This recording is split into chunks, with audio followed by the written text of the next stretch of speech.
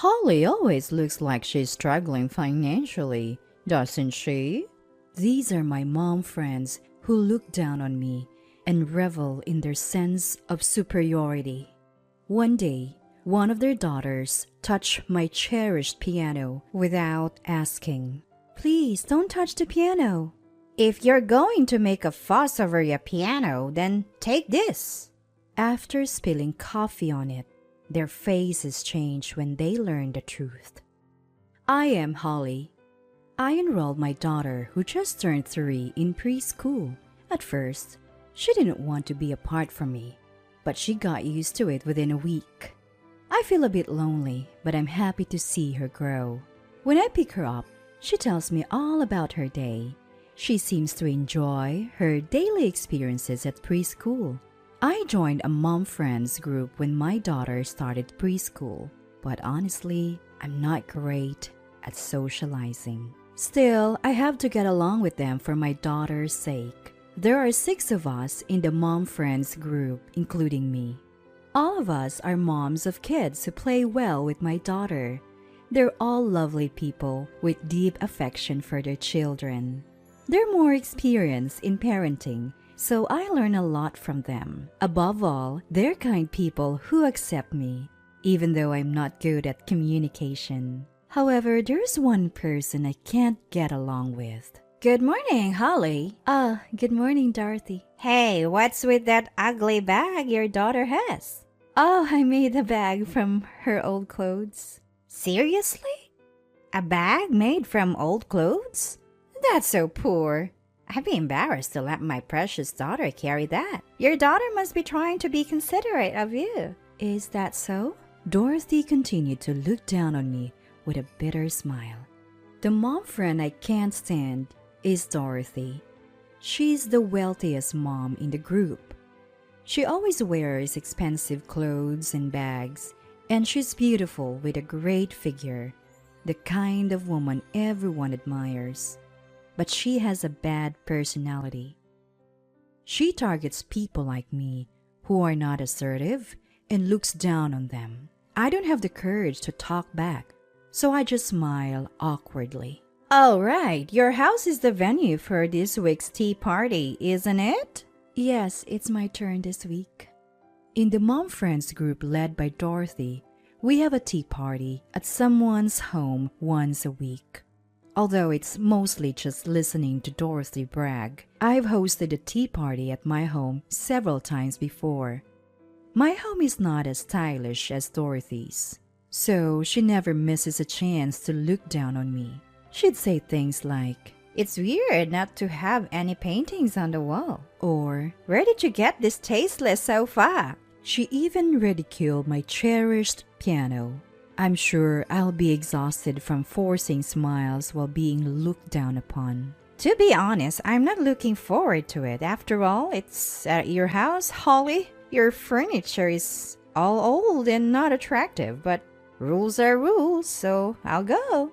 See you later. Dorothy said what she wanted and quickly left the preschool. After parting with her, I felt heavy thinking about the upcoming tea party. On the day of the tea party, as the other mom friends entered my home, Dorothy came in last. Today, she looked even more stylish than usual. Dorothy stands out in my modest home, looking out of place. Wow, you still have all this old furniture. I gave so much advice last time. Why don't you replace this sofa already? Oh, I forgot. You can't afford it, Holly. Ignoring Dorothy's arrogance, I started preparing tea and snacks in the kitchen. The other mom friends are chatting in their seats, but Dorothy is walking around the house alone. I wish she wouldn't snoop around. It's embarrassing. Oh, Holly, you still have this old piano? Hearing Dorothy's loud voice, I rushed to the scene. She had entered my piano room without permission. I had put a "Do Not Enter" sticker on the door to that room, but Dorothy seemed to have ignored it. The other mom friends, hearing her voice, started gathering in the room.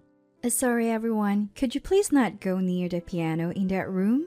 Dorothy frowned at my timid request. What? Why would you say that? That's not how you treat guests. I apologize, but that piano is very precious to me. Even a small scratch would be a big deal. Please understand. A scratch? It's already an old piano. What's one more scratch? You really are like a poor person, cherishing something like this. Sorry, the tea is ready. Let's relax in the living room. Somehow, calming Dorothy down, we returned to the living room with the other mom friends. Dorothy seemed displeased about being corrected. She left looking irritated without even finishing her tea or snacks. I worried this might affect my daughter's friendships, but she never came home crying. For now, I was relieved. But Dorothy's arrogance escalated.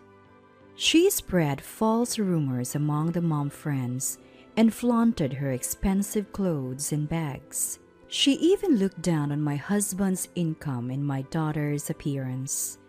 I don't mind being looked down upon, but it's uncomfortable when she speaks ill of my daughter and husband. I told her to stop, but it didn't seem to have much effect.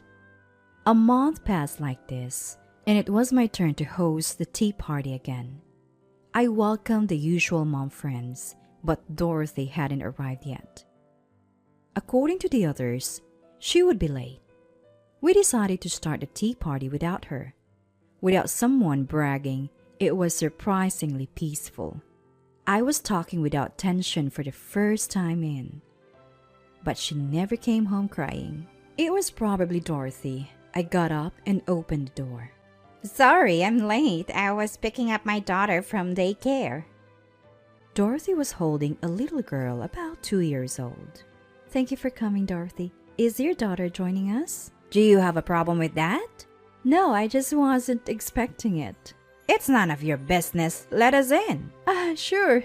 Sorry. Dorothy's daughter ran into the house as soon as they entered. As I tried to stop her, Dorothy pulled my arm. She's fine on her own. She's a good girl. But what if she gets hurt? Do you have anything dangerous lying around? No, but since you're here, Dorothy, how about we have lunch? Would your daughter like to join? Wow, you're actually being considerate. However, Dorothy only called her daughter's name and didn't try to bring her to the living room. She left her daughter unattended and went to the living room where the mom friends were waiting. I managed to catch Dorothy's running daughter and took her to the living room. I handed her to Dorothy and started preparing lunch. As I was bringing the prepared dishes to the living room, I heard a noise from the hallway. I had a bad feeling and went to check.